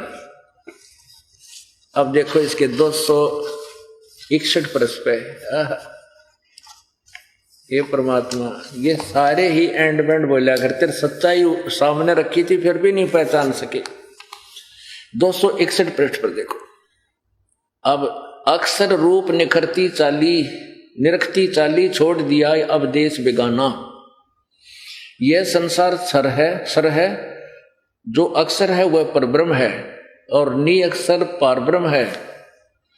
जब से संसार बना है हम इस महल दुनिया में गुजारा करते आ रहे हैं, श्रावण सिंह जी बोल रहे हैं, किंतु अब गुरु की कृपा से आत्मा इस महल को छोड़कर सतलोक जा रही है। गुरु ग्रंथ साहिब में बड़े गहरे और गुप्त रहस्य हैं। एक स्थान पर आता है 52 अक्षर लोक तेरे सब कछु इनके सब कुछ इनके माही, और ये अक्षर खिर जाएंगे वो अक्षर इनमें नाही। आदि ग्रंथ पृष्ठ 340 पर ये वाणी का हवाला दिया है। क्या उत्तर दिया है? 52 अक्षर संस्कृत भाषा के हैं, शायद ही कोई ऐसी भाषा हो जिसके 52 अक्षर हों। इस संसार का सारा मामला 52 अक्षर मसाला 52 अक्षरों में आ जाता है। पिंड अंड का हाल तो 52 अक्षरों में आ गया। आगे 2 अक्षर और हैं, देखिए इनके एंड वेंड क्या बोलेंगे कि आगे 2 अक्षर और हैं जो पार ब्रह्म है, या धरती पर नहीं, वो पार ब्रह्म है। ये इन्हीं 2 मंत्रों की तरफ संकेत है जो अभी गुरु नानक साहिब जी की जन्म साखी में आपको सुनाया मैंने। इसके विषय में ग्रंथ साहिब में लिखा है, सोए गुरु पूरा कहावे 2 अक्षर का भेद बतावे। देखिए अंधे वहीं घूम रहे थे और लाल पहचान नहीं सके, ज्ञानहीन। कोई सोई गुरु पूरा कहावे 2 अक्षर का भेद बतावे, एक छुड़ावे एक लखावे, तो प्राणी निज घर पावे। फिर कहते हैं तू पढ़िया पंडित बिन 2 अक्षर 2 नामा, प्रणवत नानक एक लंघाए जेकर सत समावा। ये ऊपरली वाणी दोनों ये यहां लिखी है, इस पृष्ठ पे है आदि ग्रंथ साहिब के 1171 पे। अब क्या अनुवाद करते हैं? यदि तू गुणी है तो ज्ञानी है तो वे अक्षर बताओ, वे अक्षर पार ब्रह्म है। बतान भी लाग रहे हैं श्रावण सिंह जी, वो 2 अक्षर पार ब्रह्म है। एक अक्षर ने दुनिया बनाई और एक अक्षर ने सतलोक बनाया। और यही कबीर साहिब जी कहते हैं, कह कबीर अक्षर 2 भाग होएगा खसम तलेगा राख। ये गुरु ग्रंथ साहिब में ये भी लिखा है, कबीर साहिब की वाणी है उसमें 329 पृष्ठ पे। गुरु नानक साहिब जी कहते हैं, एक अक्षर हरि मन वसे नानक होत निहाल। इन 2 तिनारा एक अक्षर और है, सारनाम जिसे कहते हैं, ये सतनाम है 2 अक्षर का। एक स्थान पर फिर गुरु साहिब कहते हैं, वेद कतेर सिमरत सब शासत, इन पढ़िया मुक्त न होई, एक अक्षर जो गुरुमुख जापै तिसकी निर्बल होई। आदि गुरु ग्रंथ साहिब 747 पर ये लिखा है। फिर क्या बताया है? अब श्रावण सिंह जी इनका अनुवाद कर रहे हैं ऊपर वाली साखियों का। वह अक्षर आपके अंदर है, वो जो एक अक्षर है ना वो आपके अंदर है, पार ब्रह्म जाके मिलेगा। और यह धर्म हमारा धर्म नहीं, यह जात हमारी जात नहीं, यह देश हमारा देश नहीं, हमारा देश सचखंड, हमारी जाति सतनाम है। हमारा धर्म सतपुरुष है। यह पराया देश छोड़कर आत्मा अपने देश को जा रही है। सुरत साफ उड़ी ऊंचे को। आगे देखते हैं, यह आत्मा पुराने महल को जिसमें लाखों जन्म रही छोड़कर सतनाम में जा रही है। सतनाम में, ये सतनाम ने मेरा नहीं के बना रहे हैं। आगे चढ़ या अंदर शब्द के दर्जे हैं। और देखो ये अपने आप लिख भी रहे हैं, नाड़ी बेरा क्या है कभी कोई नहीं। ओम शब्द, सो हम शब्द और सत शब्द।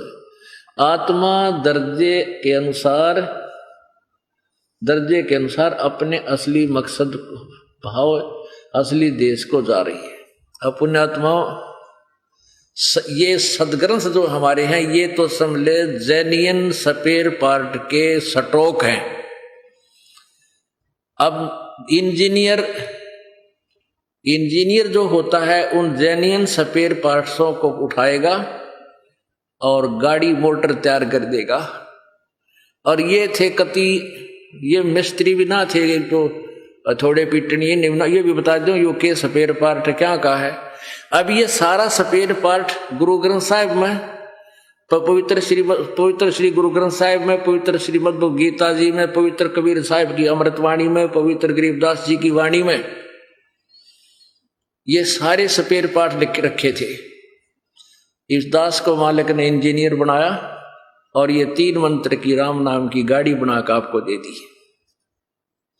अब ये क्या कह रहे हैं कि वो सतनाम वाले 2 अक्षर तो आगे पाओगे, पार ब्रह्म रे पाछे गदा बने पाछे पाओगे, वो 2 अक्षर। अरे थारा गजब हो। अरे ये स्पष्ट लिख रहा उन तीनों मंत्रों के बारे में। यहां जो सत शब्द है ये सार शब्द है, ये नाम और है, सार नाम है, ये मंत्र और है। जैसे गीता जी अध्याय नंबर 17 के श्लोक नंबर 23 में कहा कि ओम तत्सत इति निर्देश ब्रह्मणे तिर्वेद समर्थ है। ये 3 मंत्र का जाप है। ओम और तत् मंत्र दोनों मिलकर ये सतनाम बनता है। सत्य वो तत् शब्द वो और है सांकेतिक, अभी आपको पढ़कर सुनाया था।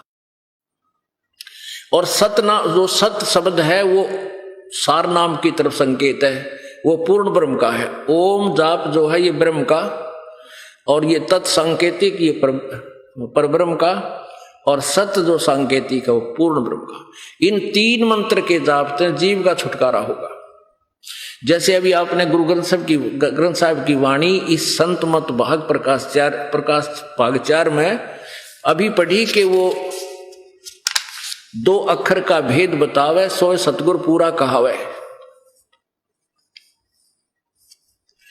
ये देखिएगा, सोई गुरु पूरा कहावे, 2 अक्षर का भेद बतावे, एक छुड़ावे एक लखावे, तो प्राणी निज गर्दावे। अब 2 अक्षर का यो भेद। अब ये जो नानक साहिब जी ने मौखिक बोल कर सुनाया था, लेकिन इसका मौखिक जाप नहीं है, ये श्वास से जाप करना है। और ये दास बताओगा, इस दास के अतिरिक्त इस पृथ्वी पर इसका उपदेश देने का अधिकारी इस पृथ्वी पर वर्तमान में नहीं है। और पहले ये अधिकारी थे गुरु नानक साहिब जी महापुरुष और गरीबदास जी, लेकिन इनको आदेश नहीं था कि तुम नाम मत देना। अभी इसका जिक्र नहीं करना किसी को, क्योंकि पिछली पीढ़ी में ये नकली संत भी ये नाम देते पाओ और ये ज्ञान सुना दो, तो ये दास क्या डिफरेंट करता है इनसे। लेकिन ये नाम बेशक ये देते होते, इनके पास इनका लाभ नहीं होता, तो काल का दाव लग जाता, सब यहीं रह जाते। क्यों? झूठे गुरु ते नाम लेकर उनके द्वारा दिए गए मंत्र से जीव मोक्ष नहीं प्राप्त कर सकता। जैसे 1-2 निकम्मी आत्मा इस दास से उपदेश लेकर पता लगा है कि वो खुद ये नाम देने लगे, तो वो डुप्लीकेट पासपोर्ट बना रहे हैं, और फिर वो दोनों पटेंगे, जो उनसे बनवाएंगे वह भी और जो बना रहे हैं, क्योंकि वहां नकली असली का सामने फैसला होगा जब प्लेट एयरपोर्ट पर जाएंगे, यानी सतलोक को चलेंगे, जो त्रिकुटी पर जाएंगे। तो इसमें एक बात और कही है कि 2 अक्षर का तो मंत्र न्यारा, और एक मंत्र और है, उस मंत्र से पार होगा। वो तीसरा मंत्र है सारनाम। अब ये जो मंत्र है सोहम मंत्र, ये किसी की भी सदग्रंथ में नहीं है, संतों की वाणी के अतिरिक्त। कबीर साहब के बाद के जो संत उनसे संबंधित हैं, उनका साक्षात्कार कर चुके, उनके सब ग्रंथ में है, और किसी भी ना गीता जी में, ना वेदों में, ना पुराणों में, कितना नहीं। इसके बारे में कबीर जी कहते हैं, सोहम शब्द हम जग में लाए और सार शब्द हमने गुप्त छिपाया। अब वो सार नाम इस दास को दिया, सार शब्द अब वो आपको दिया जाएगा अधिकारी बना के, तब इस 3 मंत्र के जाप से आपका पूर्ण मोक्ष होगा। अब और देखो, अब ये सावण सिंह जी के वचन देखना 264 पृष्ठ पे, संत मत प्रकाश भाग 4 पृष्ठ 264 पे नीचे देखो, कितना क्लियर, कितना स्पष्ट किया है। सावन सिंह जी से किसी सत्संगी ने पूछा, हजूर संतों की पदवी कहां तक है? सावन सिंह जी उत्तर दे रहे हैं, हमारी इतनी बुद्धि और अकल नहीं कि हम संतों की पदवी को समझ सकें। फिर भी सुनो, रानी इंदुमती कबीर साहब के समय हुई थी। पहले कबीर साहब मालिक में जाकर विलीन हुए। देखो अकल देखियो इनकी, सावण सिंह जी की। कहते हैं पहले तो कबीर साहब चले गए, जाकर मालिक में यानी सतपुरुष में विलीन हो गए, उसमें समा गए जैसे समुद्र में बूंद समाया करें। और फिर रानी हुई। जब रानी ने सचखंड में जाकर कबीर साहब की पदवी देखी तो कहने लगी, महाराज यदि आप पहले ही बता देते कि मैं ही अकाल पुरुष हूं, तो मैं भजन सुमरण कर करके व्यर्थ परेशान न होती। कबीर साहब ने उत्तर दिया, तुमको उस समय विश्वास नहीं आना था। अब इनका कितना सिर पैर नहीं इनकी सिद्धांत का, इनके अनुवाद कहने वचनों का। एक तरफ तो ये कहते हैं कि यहां से कबीर साहब आए थे, इंद्रमती एक राजा की रानी थी, चंद्र विजय राजा की रानी, तो अपर की बात है। तो इंद्रमती कबीर साहब की शिष्या हुई थी। तो क्या बता रहे सावन सिंह जी कि पहले तो कबीर जी सतपुरुष में लीन हो गए, मिल गए बूंद समुद्र में, और पाछे तो रानी गई। रानी ने फिर वहां देखा उसको, अरे भले आदमी बूंद समुद्र में समा गई, तो देखा कि टटूट है। और फिर ने कहा आप मुझे पहले बता देते कबीर जी, आप सतपुरुष अकाल पुरुष हो, आप भगवान हो, तो मैं आपको वहीं पहचान लेती। आप देखो, अब ये सच्चाई है कि इंदुमती परमात्मा वहां ले गए कबीर साहब आकर के। सतलोक में कबीर साहब ही सचखंड में पूर्ण परमात्मा है। और ये कहां फिट कर रहा है अपने ऊपर है कि भाई तुम संतान पहचान नहीं सकते, संत तो भगवान आवे है। जैसे कबीर साहब आए थे, कबीर साहब तो थे भगवान, और तुम्हारा सिद्धांत तुमने नाम का भी ना मेरा, 5 नाम 5 काल के, ओंकार निरंकार रंकार ज्योत निरंजन सतनाम और सोहम और सतनाम। ये देखो घट रामायण भाग 2। घट रामायण के रचयिता हैं तुलसीदास हाथरस वाले, और हजूर साहेब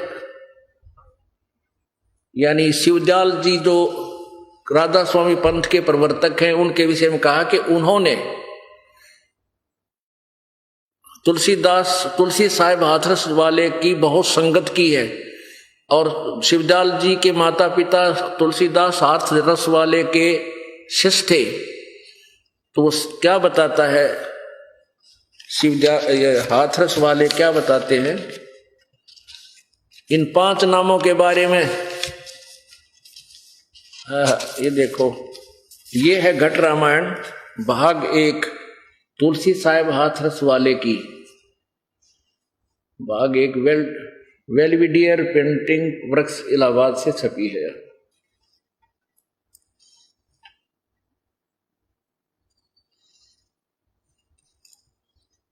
ये और इसके 27 पृष्ठ को आप देखो।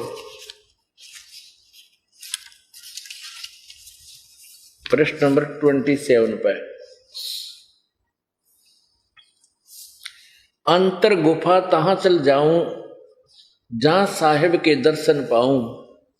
5 नाम जीव जब भाखा, 6वां नाम गुप्त कर राख्या। 5 नाम काल के जानो, तब दानी मन शंका आनो। निर्गुण निराकार निर्वाणी, धर्म राय ये 5 बखानी। जीव नाम निज कह विचारी, जान बूझ दानी झकमारी। कह जीव दृगदानी भाई, हम चल जाई नाम चितलाई। दानी दान चुकाओ आई, जब ये बाट निभन तुम पाई। कही कर अंश कहाँ तुम जाई, बात आपनी कहो समझाई। कह जीव सतलोक निवासा, मैं चल जाऊं पुरुष के पासा। दानी कह दूर है भाई, अगम पथ कैसे निभ जाई। कौन नाम मार्ग जो पाई, कौन नाम से उभरे आई। इतना भेद कहो समझावा, बाट जीव जब घर की पावा।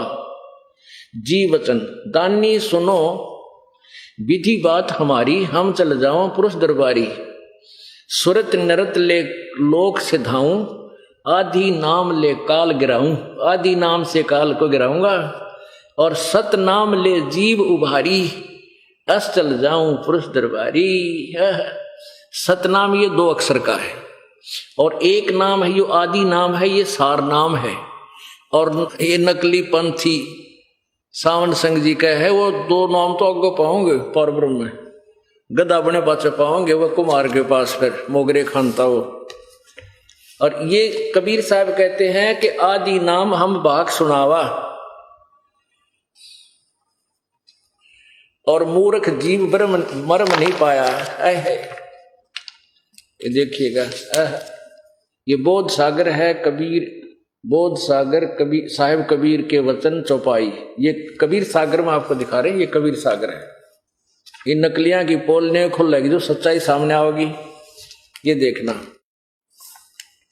ये कहां से छपा है? ये कबीर सागर संपूर्ण 11 भाग, खेमराज श्री कृष्ण दास प्रकाशन बंबई से। और कबीर सागर ज्ञान सागर प्रथम खंड, कबीर पंथी भारत पथिक, स्वामी युगलानंद बिहारी द्वारा परिष्कृत। प्रकाशक मुद्रक है खेमराज श्री कृष्ण दास, अध्यक्ष श्री वेंकटेश्वर प्रेस, खेमराज श्री कृष्ण दास मार्ग बंबई। इसके देखो बोध सागर में ज्ञान बोध के अंदर, ये बोध सागर, ये ज्ञान बोध 18 पृष्ठ पे कबीर साहब कह रहे, कह कबीर सुनो धर्मदासा, जग जीवों की कथा प्रकाशा, आदि नाम हम भाग सुनावा, और मूर्ख जीव मरम नहीं पाया। है और वो नो के आदि नाम तो और आगे बोलेगा पार ब्रह्म। अरे ये तो कहते मैंने बोल के सुना लिया और कह लिया, सदग्रंथ में लिख दिया, अरे ये मूर्ख जीव ब्रह्म नहीं मरम नहीं पाया, वेद नहीं पाया इसका, क्योंकि नकली गुरुआ ने मूर्ख बना रखा, भ्रमित कर रखे हैं, और अपने लोक वेद स्वीकार कर लिया। ये सदग्रंथ जो परमात्मा ना के बताए वो मान्या को नहीं, क्योंकि हम अशिक्षित थे उस समय, ये नकलियों का दाव लगा रहा।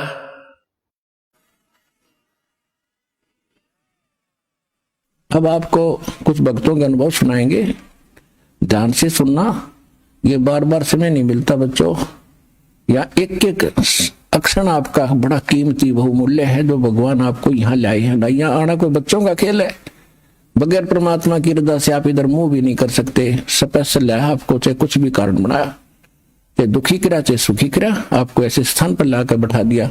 अब चर्चा सुना करो, एक एक शब्द को ऊपर विचार किया करो। आप सुनिएगा वो भक्तों का अनुभव। जी नमस्कार। नमस्कार जी। जी क्या नाम है आपका? दर्शना। दर्शना जी कहाँ से आए हो आप? मैं बठिंडे से आई हूँ। दर्शना जी, संत रामपाल जी महाराज जी से जुड़ने से पहले आप क्या भक्ति साधनाएं करते थे? मैं बहुत सारी भक्ति करती थी। पहले तो जो नरड़ पीर है उसकी मानता करते थे हम, और उसके बाद सच्चा सौदा से हम 6 साल जुड़े, पांचों जिगर के 6 साल तक उनकी भक्ति करी। उसके बाद निरंकारी जो दिल्ली में है 3 साल तक हमने उनकी भक्ति करी। उसके बाद जो जिसको परमात्मा बंदी छोड़ सतगुरु रामपाल जी महाराज पढ़ पढ़ के बताते हैं, भाई जो ये दुर्गा है यही अष्टंडी है, और उसको हम बड़ी माई बोलते थे, उसकी भी भक्ति करते थे। जो वैष्णो देवी बोलते हैं उसको भी भक्ति करते थे, और शिव जी के व्रत भी करती थी मैं, वीरवार के भी करती थी मैं, बहुत कुछ करती थी। हम मस्या भी लिकाड़ते थे, और जो ये पूछा लिकाड़ने वाले उनके पास भी जाते थे, वो ये कहते थे भाई तुम्हारे घर में पितर रहता है, वो तेरे बेटे के साथ रहता है। तो मैं ये भी डरती थी भाई मेरे बेटे को कोई नुकसान ना हो जाए, भाई मेरे बेटे के साथ रहता है ये पितर। तो मैं डरती हुई उसकी भी समाधि वो घर में बना रखा था, उसकी भक्ति करती थी, कलश रख रखी थी, और मस्या भी लिकाड़ते थे, उसको कपड़े भी देते थे होली दिवाली को पहनने के लिए, भाई आप मेरे बेटे को नुकसान मत पहुँचाना। और बहुत सारी दिक्कतें थी, गरीब घर की थी, मैं गरीब घर में आई थी, बहुत सारी दिक्कतें वहाँ भी उठाई थी यहाँ भी उठाई थी। मैंने अपनी ज़िंदगी में कभी भी सुख नहीं देखी दुख के अलावा। आपने अपनी सारी जिंदगी देवी देवताओं की भक्ति की है, 2 गुरु भी आपने बनाए हैं। आपको संत रामपाल जी महाराज जी के बारे में कैसे पता चला? संत रामपाल जी महाराज के बारे में ऐसे पता चला, एक दिन मेरा भाई जैतो मंडी से हमारे घर आया तो वो हमारे सामने ने ब्यास वाला है, उनको नाम ले रखा है, उनके घर वो ज्ञान चर्चा परमात्मा की कर रहा था, ज्ञान चर्चा परमात्मा कर रहा था। हमने नहीं पता संत रामपाल जी महाराज की ज्ञान चर्चा करी जा रहे थे, तो हमने नहीं पता भी वो क्या बातें कर रहे क्या नहीं। तो वो ऊपर नहीं आने दिया उसको, तो वो उठ के वहाँ से और हमारे घर आ गया। जिस घर में मैं जोत लगाती थी, मैंने 3-4 जोतें लगा रखी थी। एक तो बड़ी माई की लगा रखी थी जिसको बोलते हैं हम, और एक लगा रखी थी वैष्णो की, एक लगा रखी थी पीर की, और एक लगा रखी थी ऊपर उसकी जो भैरू बाबा होता है भाई, इसके साथ इसकी भी मानता होती है, उसकी 4-4 जोते लगा रखी थी। उस घर में वो आ गया, उसी घर में हम बैठे थे, वो आके मंदिर को देख के कहने लगा भाई दर्शना ये 4-4 जोते किसकी लगा रखी है, और कम से कम 30-35 रुपये का खर्चा करती होगी रोज की रोज, तेल का और देसी घी का। मैंने उससे बोला मैं ऐसे नहीं बोलते भाई, ये भगवान है। उसने ये बोला अभी कौन कहते हैं ये भगवान है, ये भगवान नहीं है, भगवान तो कोई और है, और वो भगवान यही है अपने साथ है, वो कहीं भी नहीं है। मैं बोली नहीं ऐसे नहीं बोलते, जैसी हमारी बुद्धि थी काम करती थी भाई इन्हीं को भगवान मानते हैं, तो उन्हीं को मान के चल रहे थे। तो मैंने आपके भाई को कहा, वो कहने लगा नहीं, एक ज्ञान गंगा बुक आती है, बुक कहीं तुमको मिल जाए तो वो ज्ञान गंगा बुक पढ़ो और सत्संग देखो और ज्ञान को समझो, आपको पता लगेगा भगवान कौन है। मैंने कहा भाई ठीक है।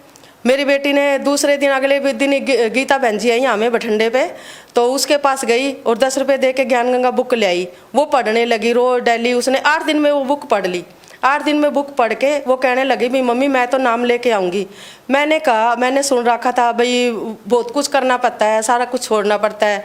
वो कहने लगी भाई कुछ भी हो भाई इस बुक को पढ़ के कोई भी ये सोचेगा भाई मैं नहीं रुकूँ। संत रामपाल जी महाराज के आश्रम में, सतलोक आश्रम में, और वो चली गई तो वहाँ जाके उन्होंने सत्संग सुना। सत्संग सुन के उनने नाम दाम लिया, नाम दाम लेके प्रसाद लेके अगले दिन वो जब घर आई तो वो मेरे को सुनाने लगी, चर्चा करने लगी भाई वहाँ ऐसे दिल लगा, ऐसे वहाँ खाने को मिलता है, ऐसे वहाँ सुविधा है और वहाँ शांति मिलती है। मेरा तो दिल नहीं कर रहा था आने को, वहीं रहने को दिल करता है। वो ऐसे ऐसे बातें करने लगी, मेरे को भाई सुनाने लगी। फिर वो मेरे को बताने लगी भाई ज्ञान गंगा बुक में जो ये पुट्ठा दरखत है इसको ऐसे दे रखा है। मेरे को भी समझाने लगी, रोज डेली मेरे को समझाती, तो मेरे भी समझ में थोड़ा थोड़ा आने लगा। तो मैंने क्या किया, मैंने उनके आगे देवी देवताओं के आगे मत्था टेका और ये बोला भाई अगर आप भगवान हो तो मेरे को दर्शन देना रात को, तो मैं तुम्हारी जोत लगाऊंगी, नहीं मैं आज के बाद तुम्हारी जोत नहीं लगाऊंगी। मैंने मंदिर के पर्दा लगा दिया। 15 दिन तक मैं देखती रही, मैंने किसी ने दर्शन नहीं दिया, किसी ने आके ये नहीं कहा भाई तैने हमारी बेटा जोत क्यों नहीं लगाई। तो मैं ये सोच गई भाई सही बात है, ये भगवान ही नहीं है शायद। उसके बाद मैंने अपनी बेटी से कहा भाई परमात्मा के बंदी छोड़ सतगुरु रामपाल जी महाराज के आश्रम में मेरे को भी लेके चलना। वो बोली आक भाई तू चल पड़ेगी, नाम ले लेगी। मैं कहा हाँ मैं नाम लेऊंगी, मैंने भक्ति भगवान की करनी है। मैं इनमें भी तो भक्ति भगवान की करी थी।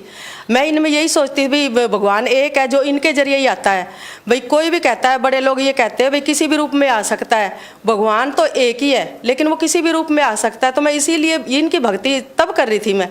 तो अब जब पता चल गया भाई भगवान कोई और है तो मैं भी आपके साथ चलूंगी। वो बोली भी मैं हाजिरी लगाने जाऊंगी, तू मेरे साथ चल पड़ना। मैंने सर जी सारा सामान उठाया मंदिर का, जो मूर्ति मारती सब थी सब मैंने गट्टे में डाली। जो मैं मस्या लिकारती थी कहते थे ये पुच्छा लिकारने वाले भाई तुम्हारा पितर तुम्हारे घर में रहता है, तुम्हारे बेटे के साथ रहता है वो मोटरसाइकिल पे।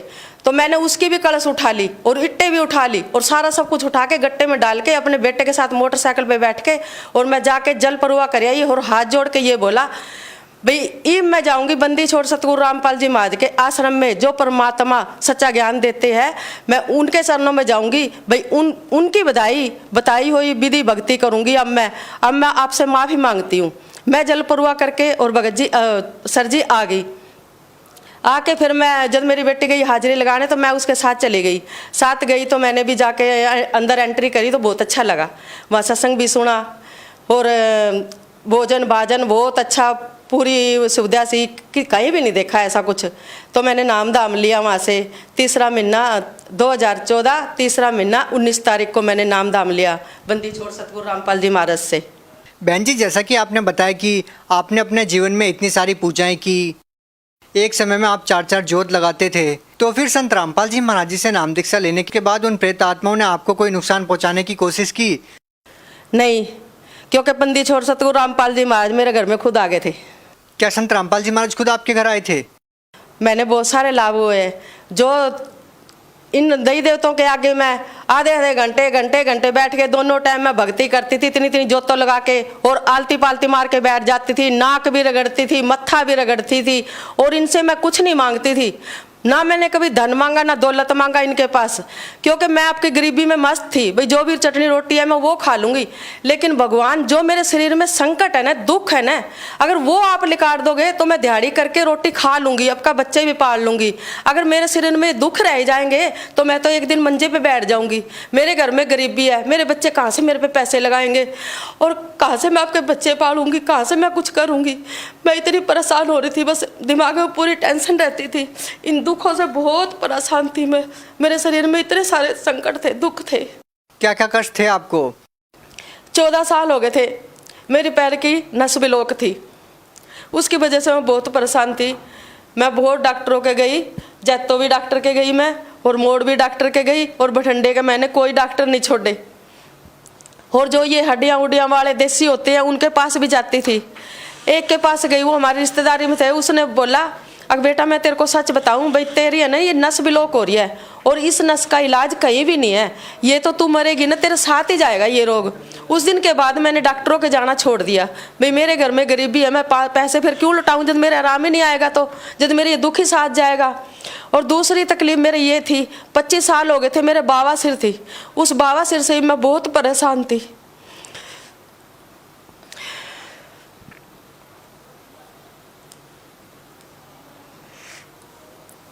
और तीसरा रोग मेरे को ये था, मेरे दोनों कान 6 महीने में, साल में, दोनों कानों में पहला फुंसी हो जाती और फिर रेशा पड़ जाता।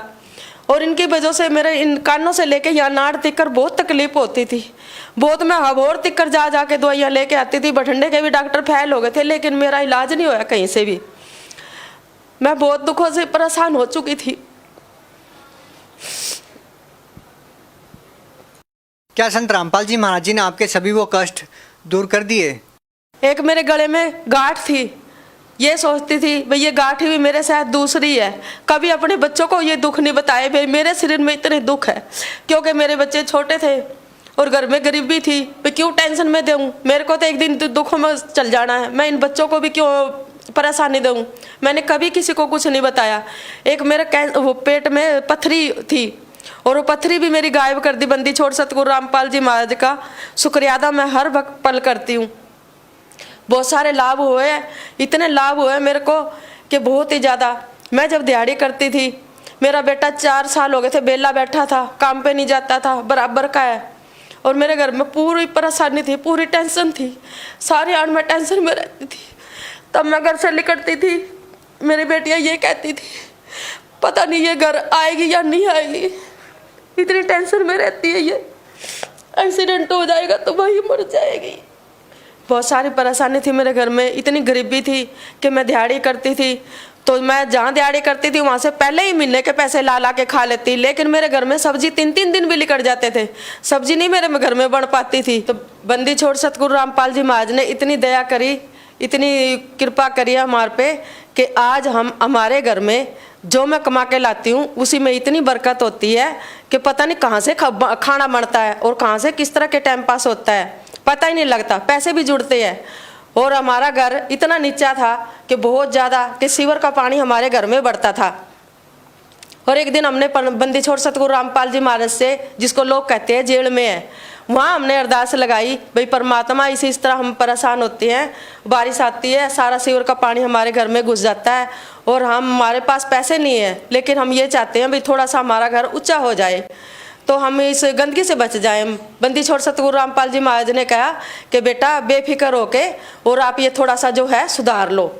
हमने न अपने दिल में ये सोचा भाई हम भक्तों को बुला के मंगलाचरण कराएंगे घर में, फिर परमात्मा दया करेंगे, अपने आप ही सब कुछ कर देंगे भगवान। बंदी छोड़ सतगुरु रामपाल जी महाराज ने आके दर्शन दिए हमारे घर में, तो उसने जोर से जयकारा लगाया और कहने लगी भाई इस घर में परमात्मा बंदी छोड़ सतगुरु रामपाल जी महाराज आ चुके हैं। तो हमने सबने दंडवत प्रणाम करी, भाई ये परमात्मा ये घर आप ही का है, आप ही नहीं करना है जो भी कुछ करना है, हमने तो कुछ नहीं करना मालिक, हम तो सीधे साधे बच्चे हैं आपके। तो परमात्मा ने ऐसी दया करी कि हमारे पास सिर्फ 90,000 रुपया था और उस मकान में 3.5 लाख रुपया लगा। हमने नहीं पता भाई वो रुपया कहाँ से आया, कैसे कुछ होया, हम तो ये सोच के काम छेड़ा था भाई लेंटर लग जाएगा बस उसमें बैठ जाएंगे। लेकिन परमात्मा ने बंदी छोड़ सतगुरु रामपाल जी महाराज ने ऐसी दया करी, सारी टेंशन दूर कर दी, आगे से आगे सब कुछ अपने आप होता रहा।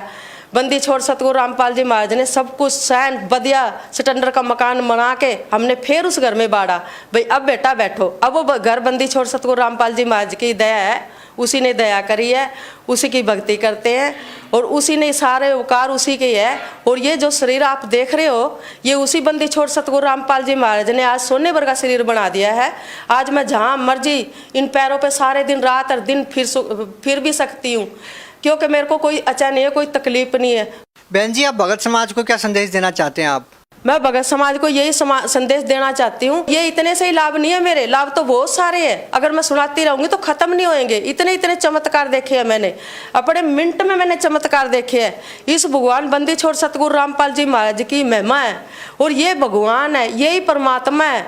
तो बंदी छोड़ सतगुरु रामपाल जी महाराज के सत्संग देखो, वहाँ जाके अपना नाम दाम ले सकते हो, अपना कल्याण करा सकते हो। जी धन्यवाद। बंदी छोड़ सतगुरु रामपाल जी महाराज की जय।